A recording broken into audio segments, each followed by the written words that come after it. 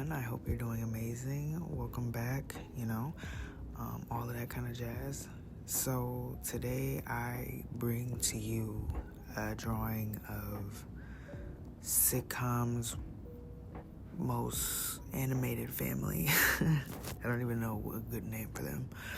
But yes, I drew a family. It's kind of difficult for me to draw multiple people in one thing, so this was kind of cool. But besides the point, I just want to talk about this show a little bit. I've been watching this show pretty much ritualistically since I started college, and when I first started watching it, of course, obviously you're laughing at the weird jokes and the unusual timing and edginess and all that kind of stuff, right? And then as you get older and you continue to watch it, you still appreciate those same things about the show, but it just becomes like the show can't really sit with itself. Like, it kind of just keeps running, what's the next thing to make them laugh, and I feel like the reason why they don't win Emmys is because because that's like a running thing in the show. It's like, we don't win awards on this show, we're too racy, whatever. But I don't know, I feel like shows can be pretty out there and still win awards. So I feel like the reason why they don't is because a lot of these characters and the stories that they go through fall flat. Like, obvious plot lines, there's no and they do this thing like that childhood cartoons do, where they wipe the slate clean every single time you meet with these characters again. So recently, Lois and Stewie had a heart-to-heart and got really close and spent time together, all because they were high off their tits because, they got influenced and whatever. But at the end of it, they ended up, not even remembering that they spent this time together and got to know each other. And it's just like those moments of always having to wrap it up, okay, well, how do we justify it that the next episode is about, this thing that had nothing to do with this one? It's like, you could just carry on those, because there's so many things of there's no, and I get that it's a cartoon, but there are some cartoons that hold themselves very par for the core. They have a very consistent character arc. If a character says, oh, this is my favorite food, you'll see them consistently interact with that food. But this show has a way of being oh, this is my favorite. Brian would be like, oh, this is my favorite writer, and then over and over again, my favorite writers, and you'll never hear him talk about that again. Or it's always just the fact that they feel like they need to erase every single time they get done with an episode is, kind of annoying. But that end, right, we already know that the jokes are very, edgy, teenage edgy, I don't know, but they all kind of rely, obviously, on racist tropes and one-liners and stereotypes of groups for their jokes. And so, as a person who's actively dismantling that way of thinking, those kind of jokes also fall kind of flat, because it's okay, this is your 12th time joking about black people, this is your 7th time joking about Jews, this is your 5th time joking about Latinas, and your 7th time joking about women.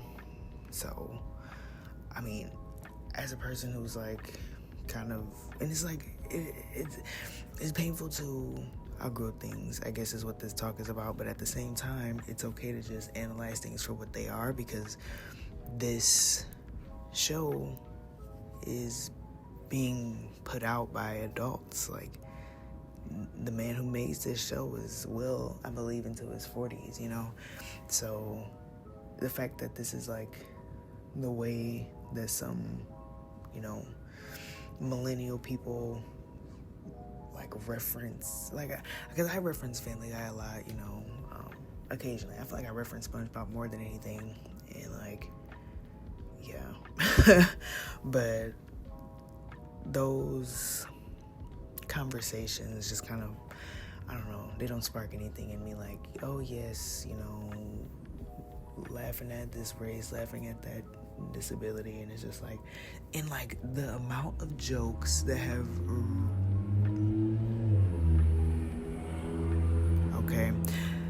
the amount of jokes that have ramped up about disabled people is absolutely unhinged. Like, there's so many jokes aimed at Joe now. Like, over the course of the show, if you watch the show, first off, you'll be highly entertained. You're gonna fall in love with these characters, and a lot of their personality traits do carry through. Like, I didn't even notice until I started drawing them that Chris's hat is literally the colors of Pornhub, and he's obsessed with porn. Like, he's obsessed with, you know, and he gets a lot of girlfriends, oddly, despite his looks, throughout the show. And he's very like standoffish, and he tries to get approval from his dad by being like mean to the girls in the family, because that's what his dad is. And, you know, a lot of their character traits do come through in other episodes, so like, that's not an issue. You will be able to recognize these characters.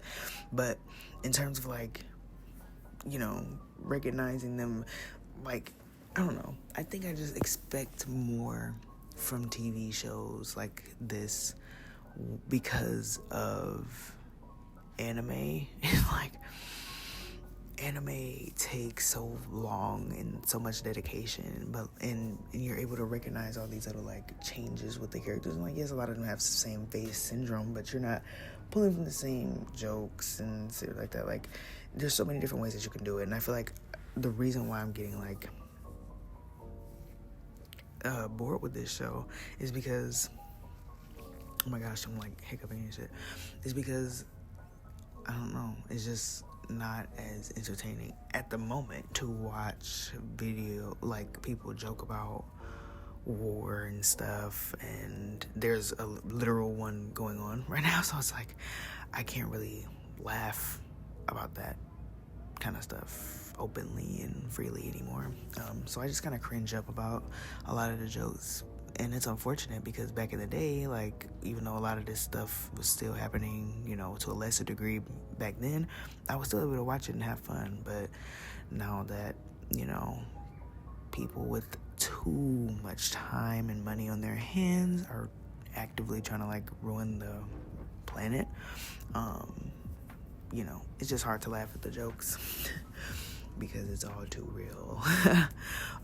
And then at the same time, some of them are just not that funny. Like, the stereotypes we're kind of growing out of, like, there's a lot of stereotyping jokes that just don't really hold up in 2026. Like, I feel like Seth MacFarlane needs to brush up on the way people are now and, you know, do a little bit of exploring and figuring out how to make fun of more than, you know, make fun of things that are more mundane. Like, stop trying to be so highbrow and, oh, you see, I'm poking fun at myself. And, you know, it's like, you don't have to do that. You know, we know that you're making fun, and just figure out a way to tell jokes that isn't the way that it is. Which sounds so mean, because it's like, how? You know, like, how do I change my joke format? But at the same time, you know, these are comedy writers, these are animators who, you know, have told a joke, I'm sure, in their life, so they'll figure it out, I'm sure. It's not that big of a deal. But I did enjoy this show over and over again, and I will still continue to watch it. It's just, now that I'm sitting back and drawing these characters, like, this stuff came to mind, and honestly, I don't know. So I guess with that being said, I'll rate this show I would say in the beginning, like the first 10 seasons, it was probably like an 8 out of 10. And the later 10 seasons are probably like a 6.3 out of 10. It becomes too on the nose as time has gone on, and it's uncomfortable, cringy sometimes even, because they're too millennial culture. Now they're trying to appeal to millennials, Gen X's, and young folk. It's just all over the place, but it's fun. It's still fun to watch. It's still like, oh, you're seeing these characters develop, and no matter what, you'll still have fun watching it. But check it out, and I'm gonna shut up now and enjoy the rest of whatever is left. Have a good one. Enjoy your life.